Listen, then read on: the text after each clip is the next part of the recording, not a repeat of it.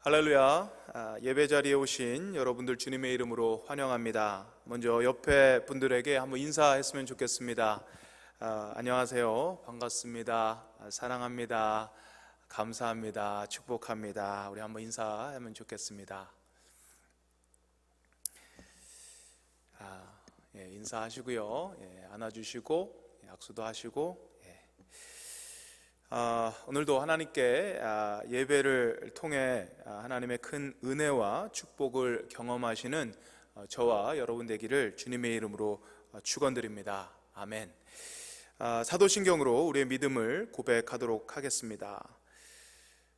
나는 전능하신 아버지 하나님 천지의 창조주를 믿습니다. 나는 그의 유일하신 아들 우리 주 예수 그리스도를 믿습니다. 그는 성령으로 잉태되어 동정녀 마리아에게서 나시고 본디오 빌라도에게 고난을 받아 십자가에 못 박혀 죽으시고 장사된 지 사흘 만에 죽은 자 가운데서 다시 살아나셨으며 하늘에 오르시어 전능하신 아버지 하나님 우편에 앉아 계시다가 거기로부터 살아있는 자와 죽은 자를 심판하러 오십니다. 나는 성령을 믿으며 거룩한 공교회와 성도의 교제와 죄를 용서받는 것과 몸의 부활과 영생을 믿습니다. 아멘. 시간 찬송가 21장 함께 찬양하겠습니다.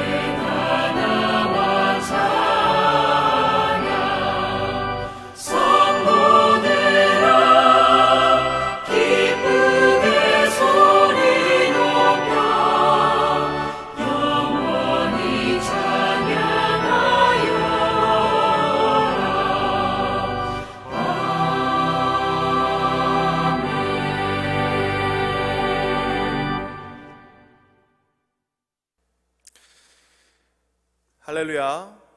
그의 성소에서 하나님을 찬양하며 그의 권능의 궁창에서 그를 찬양할지어다. 그의 능하신 행동을 찬양하며 그의 지극히 위대하심을 따라 찬양할지어다. 나팔 소리로 찬양하며 비파와 수금으로 찬양할지어다. 소고치며 춤추어 찬양하며 현악과 퉁소로 찬양할지어다. 큰 소리 나는 재금으로 찬양하며 높은 소리 나는 재금으로 찬양할지어다. 호흡이 있는 자마다 여호와를 찬양할지어다. 아멘. 사랑의 하나님, 저희를 선택하시고 구별하여 주시고 주님을 믿는 믿음 안에 살게 하심을 감사합니다. 이 시간 주님께 드리는 이 예배가 살아있는 예배, 그리고 주님께서 기뻐 받으시는 그런 산 제사 되길 원합니다. 온전히 주님의 높고 크심을 찬양하며 경배하는 시간 되게 하여 주시옵소서. 성령님께서 각자의 심령 가운데 임하여 주셔서 주님께서 내리시는 은혜를 충만히 맛보는 그런 시간 되게 도와주시옵소서. 감사드리며 예수 그리스도의 이름으로 기도드립니다. 아멘. 여기에 모인 우리 같이 찬양하겠습니다.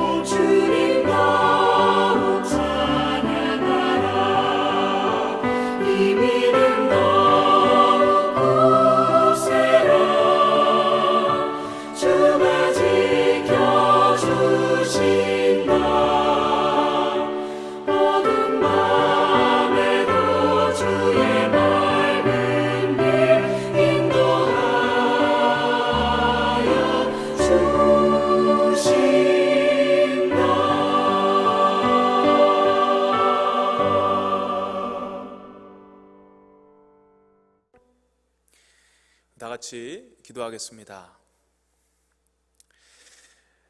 사랑의 하나님, 이 시간 복된 주일날 주님 앞에 나와 함께 예배 드리게 하심을 다시 한번 감사드립니다. 코로나19의 확산으로 인해 모두들 힘든 시간을 지나가고 있음을 고백합니다. 하지만 이 어려운 순간에도 저희를 향한 주님의 선한 계획을 알게 하시옵소서. 저희를 향한 한결같은 주님의 그 뜨거운 사랑을 저희가 느끼게 하여 주시옵소서. 그래서 계속해서 주님 안에 믿음과 소망을 놓지 않는 저희들 모두 되게 하여 주시옵소서. 특별히 기도하는 것은 일선에서 뛰고 있는 우리 의사들, 간호사, 그리고 헬스케어 워커들을 위해서 기도합니다. 그들을 위로하여 주시고 그들의 삶에 주님의 특별한 보호하심과 인도하심이 그들에게 느껴지게 하여 주시옵소서. 거룩하신 주님, 주님의 핏값으로 세우신 저희 교회를 위해 기도합니다. 저희 교회가 이 지역사회를 품고 은혜 안에 성숙하고 성장하길 기도합니다. 주님께서 촛대를 거두지 마시고 주님의 영광 위에 겸손히 계속해서 쓰임받는 그런 귀한 주님의 교회 되게 도와주시옵소서. 하나님 아버지, 저희 교회 담임 목사님 청빙을 놓고 계속 기도하고 있습니다.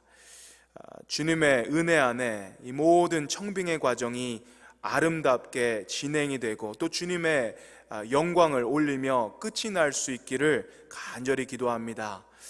주님의 도움이 간절히 필요하오니 주님께서 끝까지 인도하여 주시옵소서. 주님, 오늘 이 예배 가운데 성령으로 임하시길 간절히 원합니다.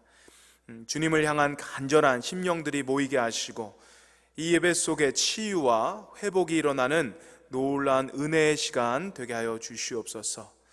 오늘 주님의 말씀을 들고 단위에 서시는 우리 한완옥 목사님을 주님의 권능으로 붙들어 주시고 주님이 원하시는 말씀이 그 입술을 통해 온전히 선포되게 하여 주시옵소서. 주님의 도움 없이는, 주님의 은혜 없이는 저희는 가난하고 연약한 자임을 고백합니다. 이 시간 주님 은혜를 베풀어 주시옵소서. 감사드리며 예수 그리스도의 이름으로 기도드리옵나이다. 아멘. 이 시간 봉헌하도록 하겠습니다. 아버지, 나를 사랑하시고 나의 모든 것 주께 드려요. 아버지, 내가 여기 있으니 주님 영광 위하여 써주세요.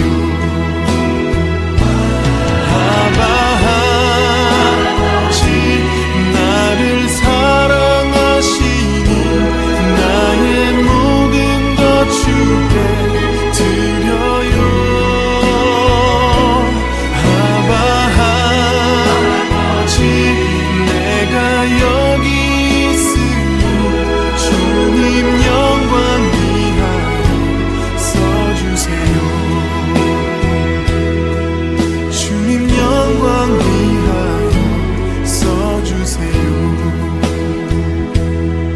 주님 교회 위하여 써주세요.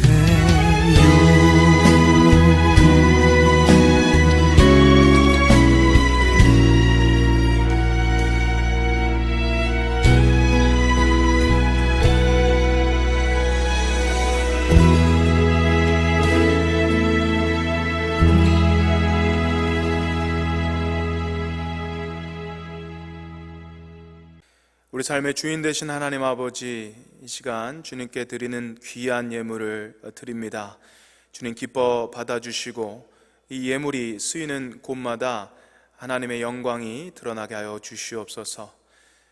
바쁜 삶 가운데서도 주님과의 관계를 우선권에 두게 하시고 저희 모두가 주님의 자녀로서 세상의 빛과 소금의 역할을 감당하는 삶을 살게 하여 주시옵소서. 특별히 교우 중에 육신의 또 재정적인 연약함으로 힘들어 하시는 분들 가운데 함께 하시고 그들의 아픔을 아시는 주님께서 그들을 친히 위로하여 주시어 그들의 삶이 주님의 임재를 더욱 깊이 경험할 수 있는 은혜를 허락하여 주시옵소서. 감사드리며 예수 그리스도의 이름으로 기도드립니다. 아멘. 아멘. 이번 주 광고 말씀 전해드리겠습니다. 이웃을 향한 사랑의 손길, 코로나 바이러스로 인해 어려운 환경에 처한 분들이 많이 계시는데요. 이분들을 돕기 위해 푸드뱅크에 도네이션을 하려고 합니다. 돕기를 원하시는 분들은 우리 캔푸드나 드라이푸드, 생활용품 등을 교회 찬양대실 쪽 입구에 마련된 도네이션 박스에 넣어주시면 감사하겠습니다. 시간이 나와 있는데요. 화요일부터 금요일까지는 정오 12시부터 오후 4시까지고요. 토요일은요 오후 4시부터 6시까지입니다. 마감은 다음 주 주일 5월 31일까지고요. 우리 문의는 우리 대외협력팀장 되시는 김영순 권사님께 하시면 되겠습니다. 말씀 묵상 및 교회를 위한 합심 기도 캠페인이 지금 하고 있는데요. 우리 영적 건강을 위한 말씀 묵상과 교회를 위한 합심 기도 캠페인입니다.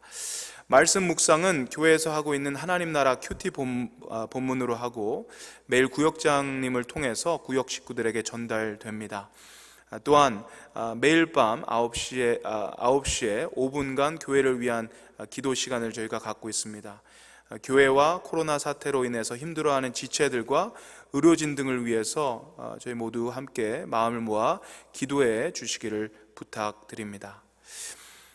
유치부 등록에 관한 광고인데요. 2017년생 중에 생일이 지난 아이들 만 3세는 유치부에 등록이 가능합니다. 유치부를 등록하기 원하시는 분은 우리 박성민 목사님에게 연락해 주시기 바랍니다. 마지막 지난 주일 헌금 내역입니다. 확인해 주시길 바랍니다. 하나님 아버지, 이 시간은 주님의 말씀을 듣는 시간입니다. 주님의 말씀에 저희들의 귀를 기울일 수 있도록 하시옵소서. 성령님께서 저희의 마음을 온전히 열어주시기를 간절히 원합니다. 저희의 마음의 밭을 기경하여 주셔서 주님의 말씀에 씨앗이 떨어질 때에 잘 또 뿌리 내리고 열매 맺을 수 있도록 주님 도와주시옵소서. 감사드리며 예수님의 이름으로 기도드립니다. 아멘. 오늘 주님이 주신 말씀은 우리 창세기 11장 1절에서 9절까지 말씀입니다. 창세기 11장 1절에서 9절까지 말씀 같이 보도록 하겠습니다. 제가 하나님 말씀 봉독하겠습니다. 온 땅에 언어가 하나요 말이 하나였더라. 이에 그들이 동방으로 옮기다가 신할 평지를 만나 거기 거류하며 서로 말하되 자 벽돌을 만들어 견고히 굽자 하고 이에 벽돌로 돌을 대신하며 역청으로 진흙을 대신하고 또 말하되 자 성읍과 탑을 건설하여 그 탑 꼭대기를 하늘에 닿게 하여 우리 이름을 내고 온 지면에 흩어짐을 면하자 하였더니 여호와께서 사람들이 건설하는 그 성읍과 탑을 보려고 내려오셨더라. 여호와께서 이르시되 이 무리가 한 족속이요 언어도 하나이므로 이같이 시작하였으니 이후로는 그 하고자 하는 일을 막을 수 없으리로다. 자, 우리가 내려가서 거기서 그들의 언어를 혼잡하게 하여 그들이 서로 알아듣지 못하게 하자 하시고 여호와께서 거기서 그들을 온 지면에 흩으셨으므로 그들이 그 도시를 건설하기를 그쳤더라. 그러므로 그 이름을 바벨이라 하니 이는 여호와께서 거기서 온 땅의 언어를 혼잡하게 하셨음이니라. 여호와께서 거기서 그들을 온 지면에 흩으셨더라. 아멘.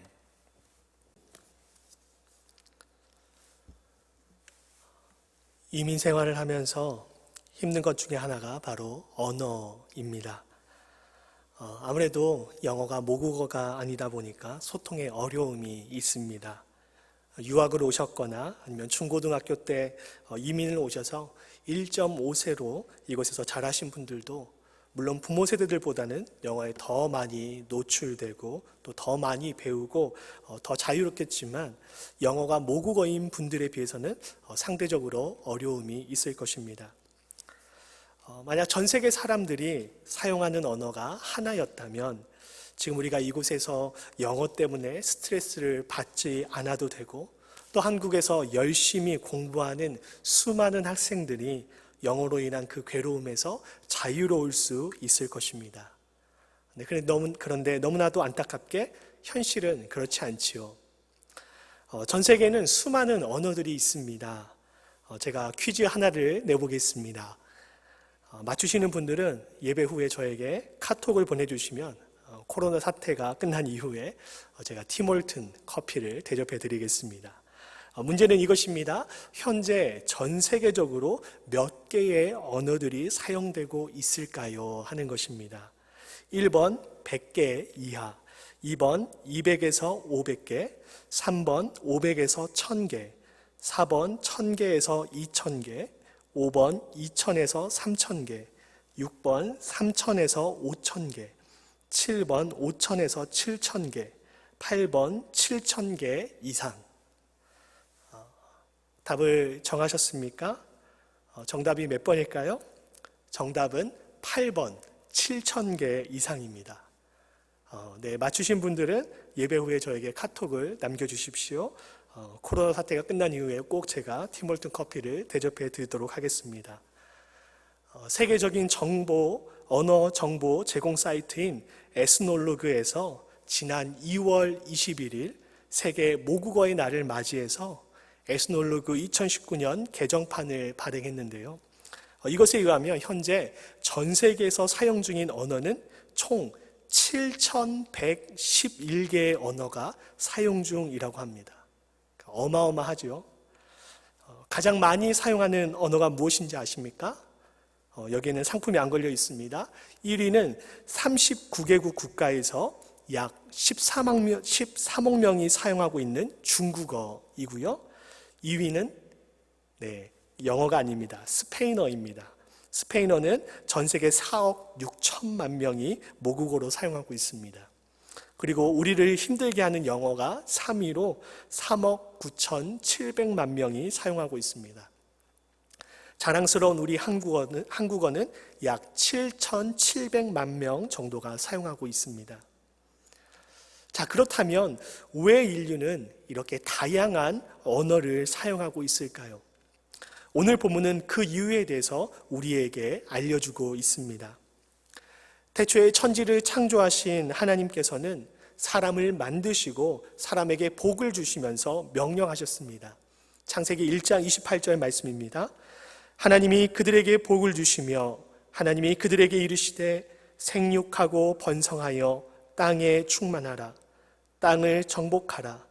바다의 물고기와 하늘의 새와 땅에 움직이는 모든 생물을 다스리라 하시니라. 아멘. 하나님은 천지를 지으시고 그 다음에 사람을 만드셨습니다. 그리고 그렇게 만드신 세상 가운데서 우리 인간에게 복을 주셨죠. 생육하고 번성하여 땅에 충만하라 이렇게 명령하셨습니다. 그리고 이 명령은 창세기 9장 1절에서 노아의 홍수 심판 이후에 노아와 그의 아들들에게 다시 한번 내려집니다. 하나님은 하나님께서 만드신 이 아름다운 세상에서 우리가 흩어져서 번성하여 가득하기를 원하셨습니다. 근데 그 명령을 거역하는 사건이 발생하죠. 바로 우리가 읽었던 창세기 11장에 나오는 바벨탑 사건입니다. 이 바벨탑 이야기를 통해서 하나님께서 오늘 우리에게 무엇이라 말씀하시는지 귀 기울일 수 있기를 바랍니다. 홍수 사건 이후에 하나님은 노아의 세 아들들 셈, 함, 야벳으로부터 많은 민족이 생겨나게 하셨습니다. 이들은 동쪽에서 이동하여 오다가 시날 평지에 도착했습니다.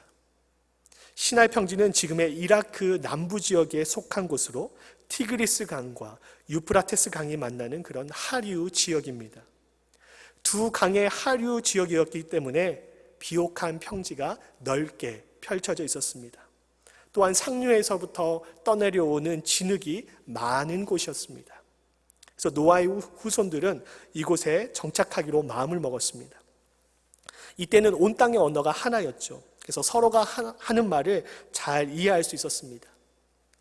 그들은 시나이 평지에 우리가 여기서 벽돌을 만들어 견고히 굽자라고 하면서 진흙을 구워 벽돌을 만들고 역청을 발라 건물을 짓기 시작했습니다. 역청은 아스팔트의 재료가 되는 것으로 매우 접착력이 강했습니다. 그래서 그들은 벽돌과 역청을 통해서 튼튼한 도시 문명을 세울 수가 있었습니다. 근데 거기에서 멈추지 않았죠. 4절 말씀을 함께 보겠습니다. 또 말하되 자 성읍과 탑을 건설하여 그 탑 꼭대기를 하늘에 닿게 하여 우리 이름을 내고 온 지면에 흩어짐을 면하자 하였더니 아멘. 그들은 높은 탑을 쌓기로 결정했습니다. 그 탑의 꼭대기가 하늘에까지 닿게 하는 것이 그들의 목표였습니다. 그 탑 꼭대기를 하늘에 닿게 하자라는 이 말은 하나님을 향해서 대항하는 행위였습니다. 즉 교만한 행위였던 것이죠. 교만은 죄악의 뿌리입니다. 아담과 하와가 왜 하나님께서 먹지 말라고 하신 그 선악과 열매를 따먹었습니까? 교만했기 때문입니다. 뱀이 하와를 유혹하면서 뭐라고 말했습니까? 창세기 3장 5절을 보겠습니다. 너희가 그것을 먹는 날에는 너희 눈이 밝아져 하나님과 같이 되어 선악을 알 줄 하나님이 아심이니라. 아멘. 그들이 선악과를 먹으면 하나님과 같이 될 것이란 그러한 기대를 가지고 있었기 때문에 선악과를 먹었던 것입니다. 즉 피조물인 인간이 창조주인 그 하나님과 같이 되고자 하는 그런 마음을 가졌던 것이죠. 그것이 바로 교만입니다. 교만은 피조물인 인간이 하나님의 도움 없이 살 수 있다고 생각하면서 하나님이 아닌 다른 것을 붙잡고 의지하려 하는 것, 하나님만큼 높아지려고 하는 것, 그것이 모두 교만입니다. 교만은 죄의 시작이며 죄악 자체라고 할 수 있습니다. 교만은 절대 가벼운 것이 아닙니다. 그래서 C.S. 루이스는 교만을 아주 중대한 죄라고 말하면서 교만의 심각성에 대해서 다음과 같이 말했습니다. 최고의 악은 교만인데 그것에 비하면 부정이나 탐욕이나 술 취함이나 그 외 모든 악은 벼룩과 같다. 교만은 다른 죄악의 시작이다. 하나님에 대항하는 완벽한 마음 상태이다. 당신이 교만하는 한 하나님을 알 수 없다. 교만한 인간은 항상 사람과 사물을 내려다보고 멸시한다. 교만하면요, 나보다 위에 있는 것을 절대 보지 못합니다. 내 위에 계신 분이 누구십니까? 바로 하나님이십니다. 그런데 바벨 탑을 쌓아 올리는 그 사람들은 자신들의 그 창조주 되신 하나님, 자신들 그 위에 계시는 하나님을 더 이상 쳐다보지 않겠다. 그분을 의지하지 않겠다. 우리가 그와 같은 존재가 되겠다라고 선언한 것과 다름이 없었다라는 것입니다. 그러나 그것만이 이들의 목표가 아니었습니다. 이들은 이 탑을 쌓음으로 우리 이름을 내고 온 지면에 흩어짐을 면하려는 목표를 가지고 있었습니다. 그런데 이것이 하나님 보시기에 좋게 보이지 않았습니다. 왜 하나님 보시기에 이것이 좋게 보이지 않았을까요? 우리는 이름을 내는 것이 왜 좋은 일이 아닌가? 같이 사는 것이 왜 좋은 것이 아닌가라고 하는 반문을 할 수도 있습니다. 그런데 4절에서 우리 이름을 내고라고 하는 히브리어 원문은 나세 나누셈이라고 하는데 이것을 직역하면 어떤 뜻이냐면 우리가 우리 자신을 위하여 이름을 만들자라는 그런 뜻을 가지고 있습니다. 이것이 왜 문제가 됩니까? 구약 성경에서 이름을 지어주고 그 이름 지음을 받는 관계는 지배와 복종의 관계라는 것이 구약 성경의 이해입니다. 창세기 2장에서 아담이 하나님이 만드신 그 동물들의 이름을 지어줍니다. 아담이 그들의 이름을 지어준다라고 하는 것은 아담이 그들을 다스리는 그런 권위를 가지고 있다라는 것을 말해주고 있는 것이죠. 또한 이집트의 바로 느고가 남유다를 침공한 이후에 요시야 왕의 두 번째 아들 여호아하스를 왕자에서 몰아내죠.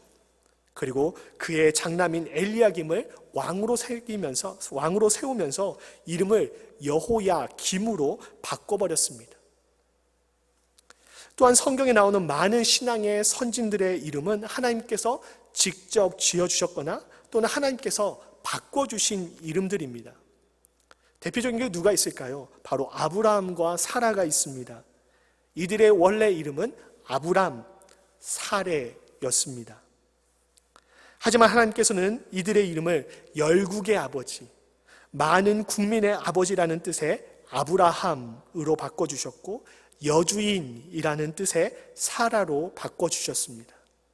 하나님께서 이들에게 아들을 주시겠다, 너희로 말미암아 많은 민족을 이루시겠다라고 약속하시면서 그들을 믿음의 조상으로 세우시면서 그들의 이름을 바꿔주셨습니다. 인간에게 이름을 지어주고 이름을 바꾼다라는 것은 앞서 말씀드린 것처럼 지배와 복종의 관계에 있다라는 것을 말하죠. 따라서 바벨탑을 쌓아 올린 사람들이 자기들 스스로 이름을 만들자라고 한 것은 그들의 창조주 되시는 하나님의 권위를 무시하고 하나님 앞에서 대적하는 행위였던 것입니다. 또한 이들은 흩어짐을 면하고자 했습니다. 앞서 우리가 살펴본 것처럼 하나님께서는 천지창조 이후에 그리고 노아의 홍수 사건 이후에 생육하고 번성하여 땅에 충만하라 이렇게 명령하셨습니다. 그런데 시나이 평지에 모여서 탑을 쌓는 이러한 행위는 하나님의 그 말씀, 그 거룩한 명령을 거부하는 것이죠. 하나님의 복을 거부하는 행위였던 것입니다.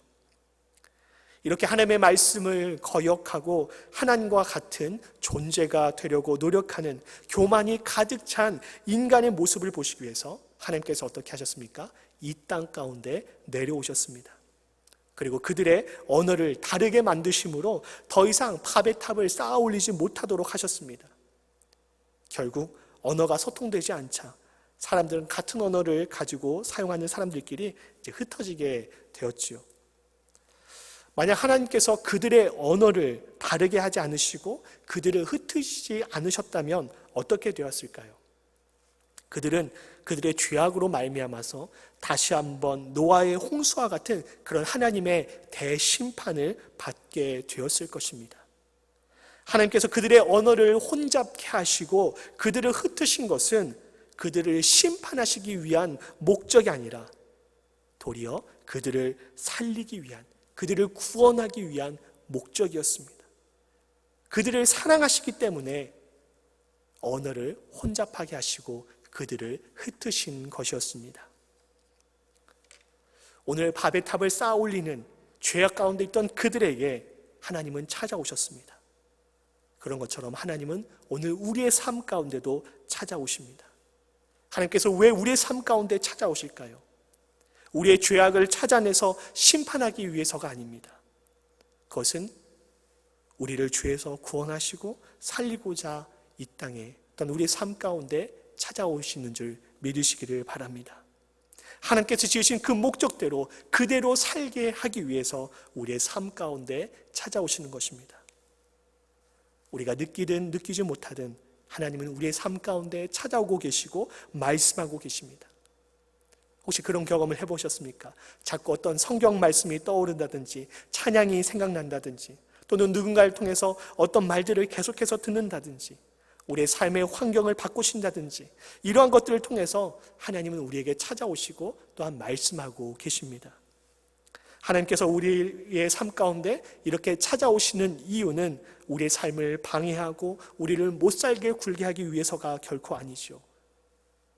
그분은 우리의 삶 가운데 찾아오셔서 우리를 온전케 하기를 원하십니다. 하나님의 백성으로서 하나님의 자녀로서 우리가 온전한 삶을 살기 위해서 그렇게 살기를 바라시는 마음으로 우리의 삶 가운데 찾아오시는 것입니다.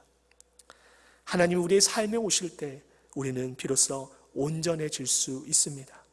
우리의 창조주 되신 그 하나님을 우리가 만날 때 우리는 비로소 피조물로서의 우리의 존재와 이유와 삶의 목적을 발견할 수 있게 되는 것입니다.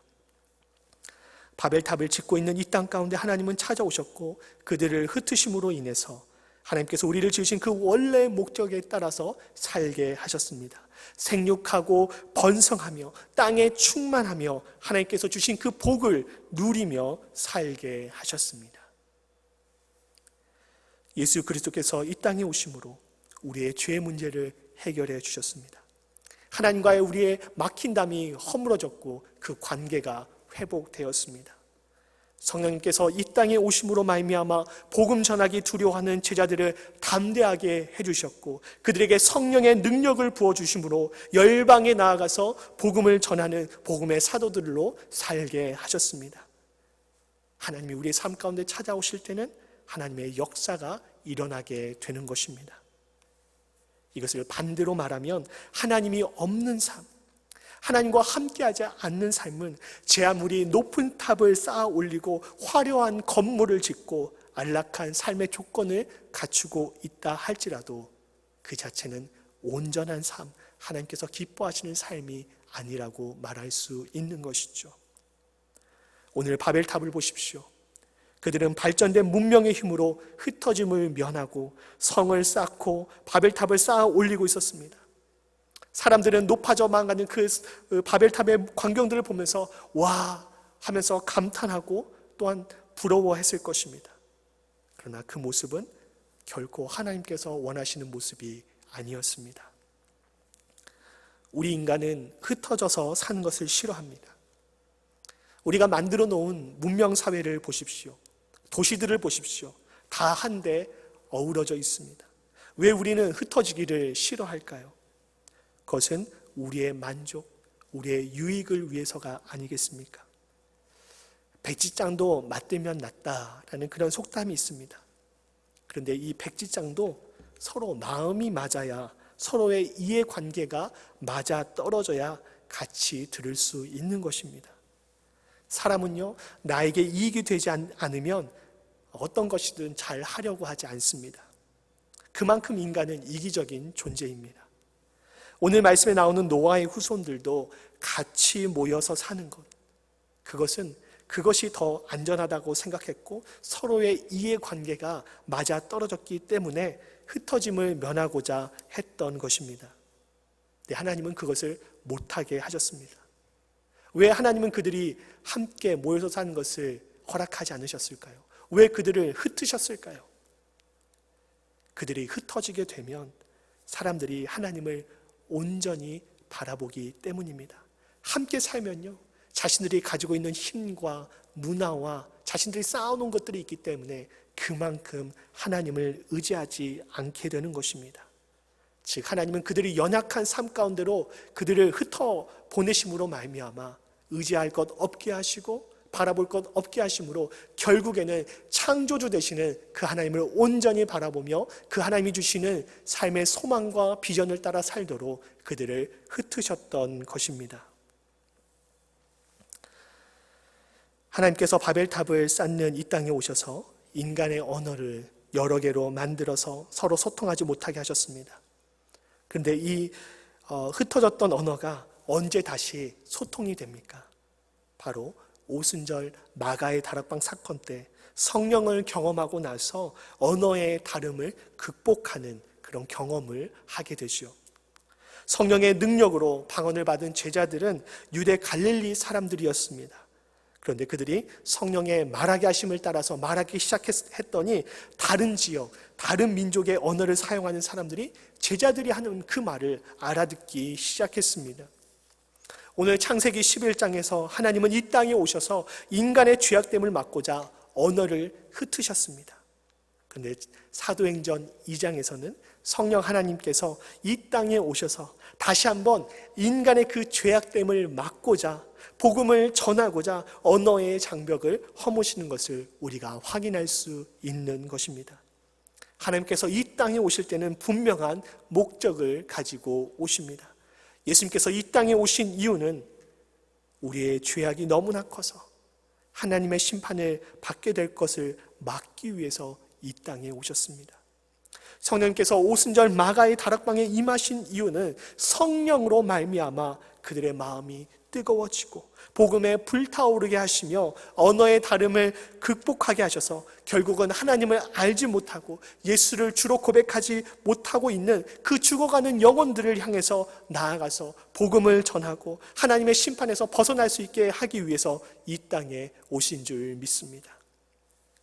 오늘 하나님께서 바벨탑을 쌓는 이들에게 오셔서 그들의 언어를 혼잡케 하신 것은, 그들을 또한 흩으신 것은 그들에게 오히려 유익한 일이었습니다. 하나님의 심판이 아니라 오히려 하나님의 축복이었던 것입니다. 사도행전에서 초대교인들은 스데반의 순교 이후로 핍박을 받게 되었습니다. 이것을 계기로 이들은 열방으로 흩어지게 됩니다. 예수님께서는 부활 이후에 승천하시면서 제자들에게 명령하셨죠. 우리가 너무나 잘 알고 있는 말씀입니다. 사도행전 1장 8절 말씀입니다. 오직 성령이 너희에게 임하시면 너희가 권능을 받고 예루살렘과 온 유대와 사마리아와 땅끝까지 이르러 내 증인이 되리라 하시니라. 아멘. 자, 그런데 성령을 경험하고 권능을 받은 제자들, 방언도 하고요, 성령의 능력으로 충만했음에도 불구하고 그들은 온 유대로 사마리아로 땅끝으로 흩어지지 않았습니다. 흩어져서 예수 그리스도의 증인되는 삶을 살아야 되는데, 복음을 증거하는 삶을 살아야 하는데 예루살렘에만 남아서 여기가 좋사오니 하고 있었던 것입니다. 그래서 하나님은 스데반의 순교를 시작으로 해서 초대교회의 핍박을 통해 그들을 열방 가운데 흩으셨습니다. 그리고 그렇게 흩어진 그들이 무엇을 했습니까? 흩어진 그곳에서 복음을 전했습니다. 교회를 세우고 하나님의 사랑, 예수 그리스도의 십자가의 죽음과 부활을 알리며 하나님과 아들과 성령의 이름으로 세례를 주기 시작했습니다. 하나님의 흩으심에는 분명한 이유가 있습니다.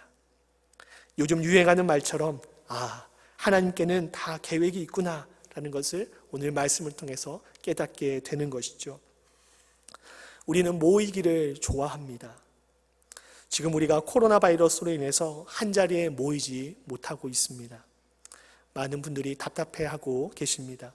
함께 모여서 얼굴을 마주하면서 함께 소리 높여 하나님을 찬양하고 말씀 듣고 기도하고 같이 음식을 나누고, 생각만 해도 좋습니다. 그런데 우리가 왜 모이지 못하고 있습니까? 우리는 흩어지기 위해서 모이는 사람들입니다. 우리는 잘 흩어지기 위해서 모이는 사람들입니다. 주일 예배를 통해 한 장소에 모여서 함께 은혜를 받고 받은 은혜를 가지고 세상 가운데 잘 흩어지기 위해서 우리는 모이는 것입니다. 그저 한국 사람 만나고 위로받고 어떤 정보 얻고 한국 음식 먹고 수다 떨기 위해서, 여기가 좋사오니 하기 위해서 모이는 것이 결코 아니다라는 것입니다. 한 주간 세상 가운데로 우리를 흩으시는 하나님이 그 하나님의 그 목적대로 우리가 살고자 공동체로 함께 모여서 예배 드리는 것입니다. 어쩌면 이 코로나 바이러스 사태는 우리가 세상 가운데 흩어지지 않기 때문에 교인들끼리 끼리끼리 모여서 여기가 좋사오니 라고 하면서 어두운 세상으로, 빛을 잃은 세상으로 나아가지 않기 때문에 하나님께서 우리를 모이지 못하게 하시는 것은 아닐까요? 분명 우리가 함께 모이지 못하는 것은 큰 슬픔입니다. 우리는 함께 모일 때, 특별히 이민사회에서는 더더욱 우리가 함께 모일 때 힘을 얻습니다. 그러나 세상 가운데로 흩어지지 않는 교회는 어쩌면 오늘날의 또 다른 바벨탑은 아닐까 생각해 보게 됩니다. 이전까지 우리는 교회에 나와서 예배 서비스를 제공받았습니다. 찬양대가 준비한 찬양으로 내 대신 찬양하고, 장로님들이 하시는 그 대표 기도로 내 기도를 대신하고, 목회자가 준비한 그 설교를 들으며 하나님의 말씀 읽기를 대신하고 있었습니다. 이렇게 함께 모이지 못하고 있는 것은 어쩌면 우리의 그 신앙의 안정망, 그 안전한 그 도시를 떠나라는 그런 하나님의 사인일 수도 있는 것이죠. 자, 그러면 우리는 어떻게 해야 합니까? 각자 살아야 합니다. 각자가 흩어진, 하나님께서 흩으신 그 자리에서 찬양대가 아니라, 장로님들이 아니라, 목회자가 아니라 우리의 진정한 창조주 되시는 그 하나님을 바라보면서 그 하나님 앞에 진실한 신앙으로 나아가야 합니다. 그 하나님을 의지하고 그 하나님의 도우심의 손길을 경험하는 법들을 배워야 한다는 것이죠. 그 누군가가 대신해 주던 찬양, 그 누군가가 대신해 주던 기도, 그 누군가가 대신 들려주던 그런 말씀이 아니라 정말 내 삶의 주인이요 창조주 되신 하나님 앞에서 겸손한 자세로, 피조물의 자세로 나아가서 하나님을 바라보고 하나님을 의지하는 법을 배워야 한다는 것입니다. 뭉치면 살고 흩어지면 죽는다라고 하는 말이 있습니다. 그러나 요즘은 반대인 것 같습니다. 뭉치면 죽고요, 흩어지면 산다, 이 말이 더 어울리는 시대입니다. 얼마 전 한국에서 이태원 나이트클럽 사건이 터졌습니다. 코로나 바이러스의 확산이 주춤해지자 젊은이들이 그들의 젊음을 발산하기 위해서 이태원 클럽에 모여서 춤을 추며 술을 마셨습니다. 결국 어떻게 되었습니까? 다시 코로나 바이러스가 확산되기 시작했습니다. 뭉치면 죽고 흩어지면 삽니다. 지금 이 시대에 이 말이 맞습니다. 그런데 이것은요, 우리 교회에도 적용됩니다. 교회는 우선 뭉쳐야 합니다. 그런데 우리는 흩어지기 위해서 뭉쳐야 합니다. 뭉쳐만 있으면 죽는 것이죠. 우리가 뭉쳐만 있으면 우리의 존재 이유가 없는 것입니다. 우리는 흩어져야 우리를 세상 가운데 보내신 그 하나님의 부르심을 따라서 살 수 있게 되는 것입니다. 복음을 위해서, 예수 그리스도의 그 사랑과 섬김을 위해서, 하나님의 그 공의와 정의를 세상 가운데 심기 위해서 우리는 흩어져야만 합니다. 흩어지기를 싫어하는 교회와 우리를 향해서 하나님께서 제발 좀 흩어져라, 세상 가운데 좀 흩어져라, 너희들 모이기만 좋아하지 말고 제발 좀 흩어져라, 흩어져도 아무런 문제 없다라는 것을 지금 이 시간을 통해서 우리에게 가르쳐 주시는지도 모르겠습니다. 하나님께서 왜 노아의 후손들을 흩으셨습니까? 그들이 자신들이 가진 문명, 환경, 사람들을 의지하지 않고 흩어짐으로 하나님만을 바라보고 의지하며 살라고 흩으신 것입니다. 하나님께서 왜 초대교회를 흩으셨습니까? 하나님을 알지 못하는 사람들, 예수 그리스도의 십자가의 죽음과 부활의 사건을 알지 못하고 믿지 못하는 사람들에게 복음을 전하라고 흩으셨습니다. 하나님께서 왜 우리를 지금 흩고 계십니까? 우리가 그동안 수동적으로 했던 우리의 신앙생활을 청산하고 누군가 대신해주는 찬양, 기도, 말씀을 청산하고 우리 스스로 우리 각자의 그 연약한 자리에서 우리의 연약함을 우리의 창조주 되신 그 하나님 앞에 고백하며 오직 그 하나님만을 바라보면서 우리의 신앙의 기초를 다시 한번 쌓으라고, 피조물인 우리가 창조주 되신 그 하나님만을 온전히 바라보라고 하신 것은 아닌지 생각해 볼 수 있는 우리 모두가 될 수 있기를 주님의 이름으로 축원드립니다. 아멘. 함께 기도하시겠습니다. 하나님, 오늘 왜 하나님께서 바벨탑을 쌓는 사람들의 언어를 혼잡케 하시고 왜 그들을 흩으셨는지를 말씀해 주셨습니다. 하나님은 우리가 처한 환경, 기술, 사람 등을 의지하지 않고 우리의 창조주 되시고 살아 역사하시는 하나님만을 바라보며 살기를 원하십니다. 그래서 그들이 한 군데 모여서 정착하지 못하게 하셨으며 흩어져 살게 하셨습니다.